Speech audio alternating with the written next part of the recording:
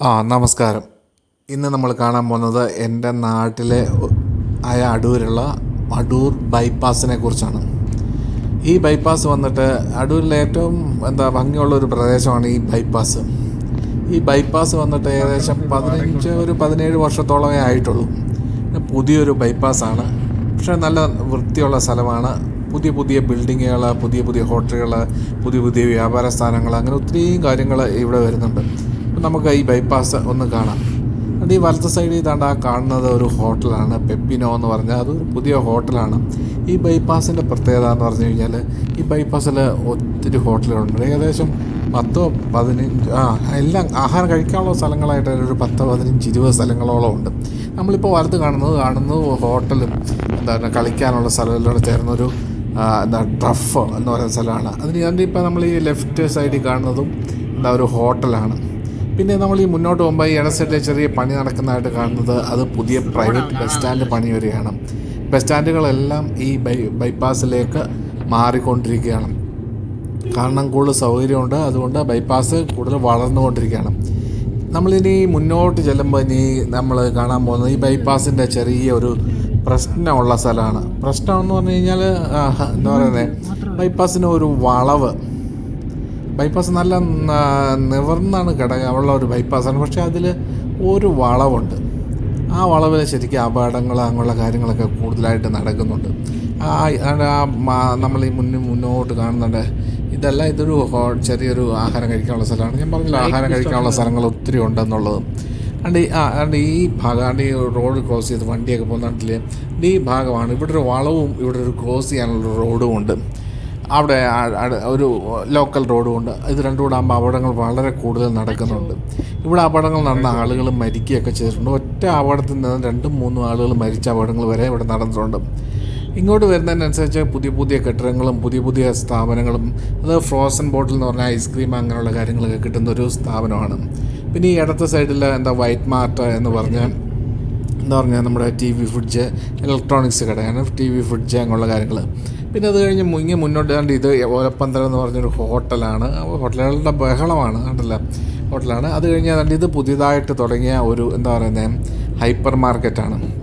Fatima's hyper market. അതിൻ്റെ കൂടെ തന്നെ AFC എന്ന് പറഞ്ഞൊരു ചിക്കൻ്റെ കട, ചിക്കൻ ഫ്രൈയുടെ കടയുണ്ട്.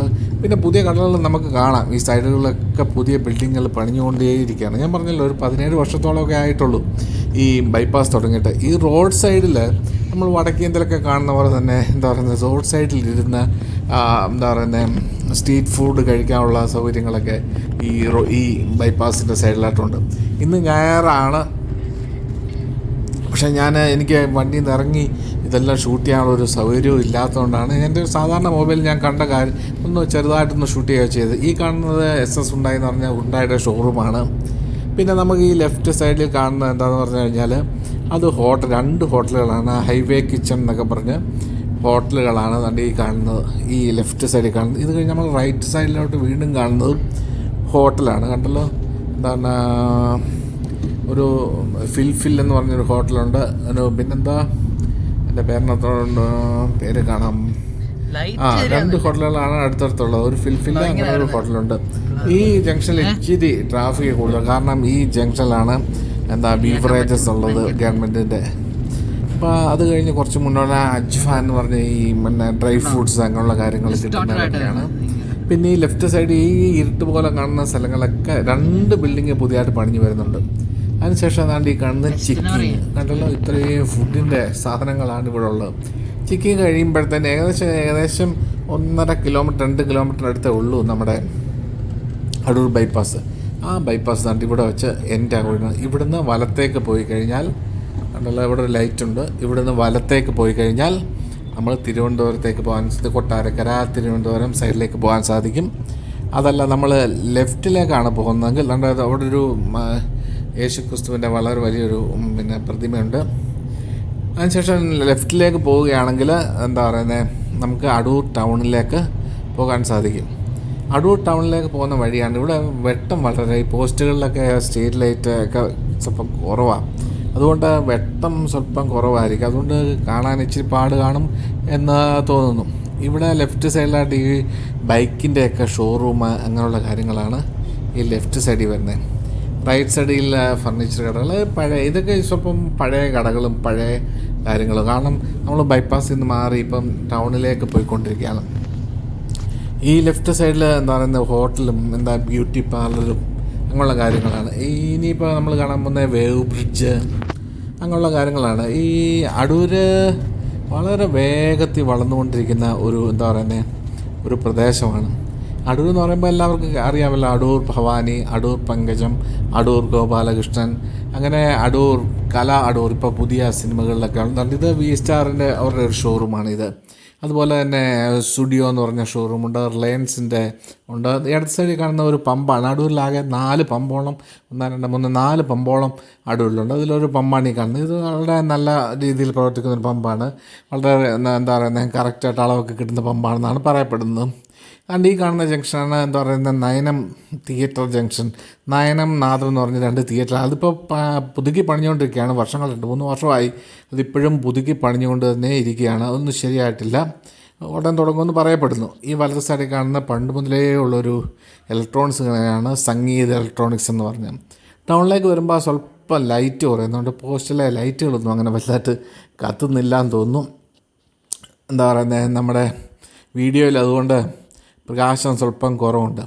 ഇതിങ്ങനെ ഒരു പോസ്റ്റ് ചെയ്യാൻ വേണ്ടിയുള്ളൊരു വീഡിയോ ആയിട്ട് എടുത്തതല്ല.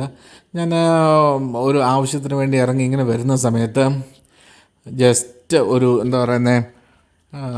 ഇങ്ങനെ ഒരു വീഡിയോ എടുത്തതേ ഉള്ളൂ.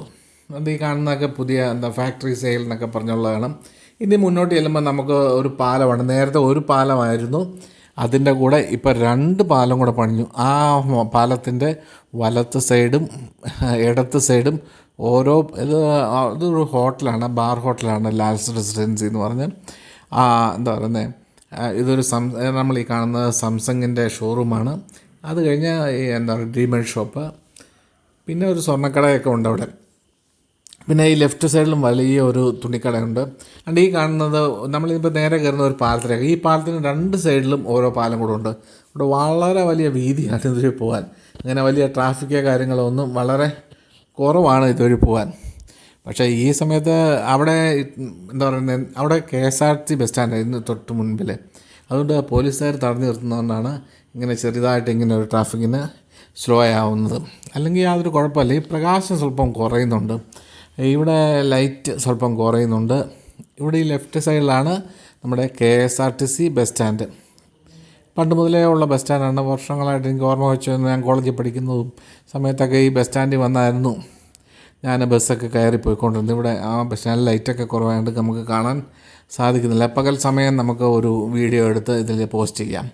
നല്ല വൃത്തിയായിട്ട് നമ്മുടെ അടൂരിനെ കാണത്തക്ക രീതിയിലൊരു വീഡിയോ എടുത്ത് പോസ്റ്റ് ചെയ്യാൻ ശ്രമിക്കുന്നതാണ്.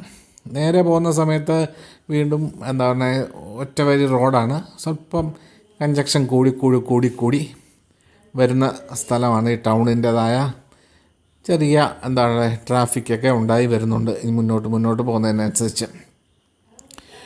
ഇനി അതുകൊണ്ട് ഈ അടുത്ത സൈഡിലൊരു മൊബൈൽ കട. ഇതും ഈ പുതിയതായിട്ട് ഇപ്പോൾ തുടങ്ങിയതാണ്. ഈ മൊബൈൽ കട ഒന്ന് പുതുക്കിയൊക്കെ നല്ല ഇതായിട്ട് തുടങ്ങിയതാണ്. പിന്നെ മുൻപിലേക്ക് പോകുമ്പോൾ നമുക്ക് വലത്ത് സൈഡിൽ ഞാനൊക്കെ പഠിച്ച UP സ്കൂളാണ്, ഗവൺമെൻറ് സ്കൂളാണ്. ലൈറ്റൊന്നും ഇല്ല, അവിടെ ഒരു ഇരുട്ട് പോലെ അങ്ങനെ കിടക്കുന്നത്. പിന്നെ ഈ ലെഫ്റ്റ് സൈഡിൽ കാണുന്ന കാരുണ്യ എന്ന് പറഞ്ഞ ടൗണിനകത്ത് നിന്നുള്ളൊരു കണ്ണാശുപത്രിയാണ്. അവിടെ ഒരു മൊബൈൽ സെൻ്ററുണ്ട്.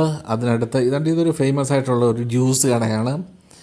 അത് കഴിഞ്ഞ് നേരത്തെ മുന്നോട്ട് പോകുമ്പം നമ്മുടെ ഫ്രണ്ടിലെ വണ്ടി ഇടത്തോട്ട് പോകുന്ന ഒരു ടെമ്പിൾ റോഡാണ്. ഈ നമ്മൾ മുന്നോട്ട് പോകുമ്പോൾ ലെഫ്റ്റ് സൈഡിലാണ് അടൂർ പാർത്ഥസാരഥി ക്ഷേത്രം. അത് കഴിഞ്ഞ് കുറച്ചുകൂടെ മുന്നോട്ട് ചെല്ലുമ്പോൾ ഇവിടെ വലത്ത് സൈഡിൽ അവിടെ ഒരു മൊബൈൽ കട കാണാം നമുക്ക്. ആ മൊബൈൽ കഴിഞ്ഞ് കുറച്ച് മുന്നോട്ട് ചെല്ലുമ്പോഴാണ് എൻ്റെ വീട്. അതോടെ ഞാൻ വീഡിയോ എടുപ്പ് അവസാനിപ്പിച്ചു. അപ്പം ഇന്ന് ഇത്രമാത്രം. നന്ദി.